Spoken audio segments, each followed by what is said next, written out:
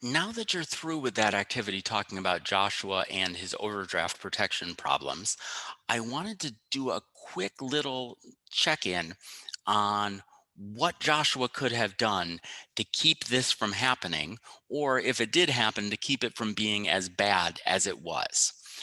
Because even in the best of cases, he's paying a lot of money that he probably didn't want to pay.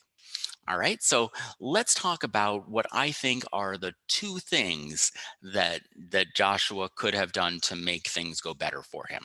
The first thing that he did that was wrong was when he woke up and looked at his bank account balance, he had forgotten that he looked at the balance and said there's $116 in my checking account, therefore I can spend $116.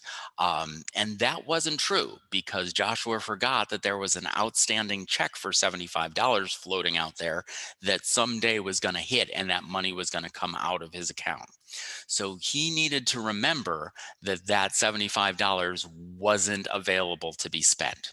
Okay, so that's what got him into trouble in the first place. He probably, if that check hadn't dropped that day, he could have bought everything else that he needed to buy that day. Everything else that he was planning to afford, he probably thought that he had money for it. So remembering things like checks that haven't cleared are a really important part of good financial discipline. And what that's called is it's called reconciling your checkbook, which means that you've got, and you see these sometimes. So here's an example of a checkbook, and in the back,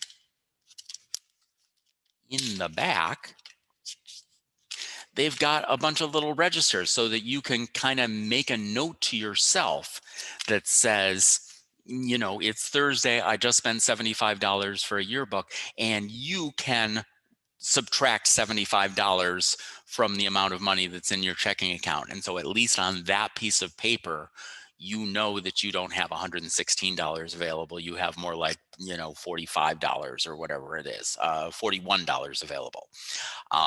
So that's one thing that you can do, is make sure to keep a tab on exactly how much money in your checking account is available to be spent.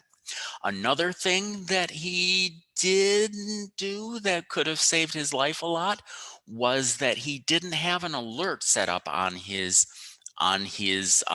checking account that would warn him that he was out of money. So that $75 check cleared just as soon as the bank opened at probably 9 o'clock in the morning.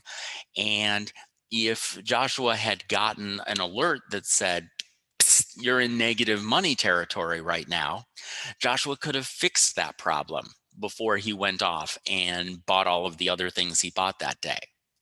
Or he would have had dinner with his friend, but instead of Venmoing the money to his friend, it was said, "Can I can I Venmo you the money tomorrow, because I don't want to get hit with another overdraft fee." He wouldn't have gone shopping for his soccer gear because he knows he doesn't have the money in the bank for it. So those are the kinds of things that an alert is going to let you know.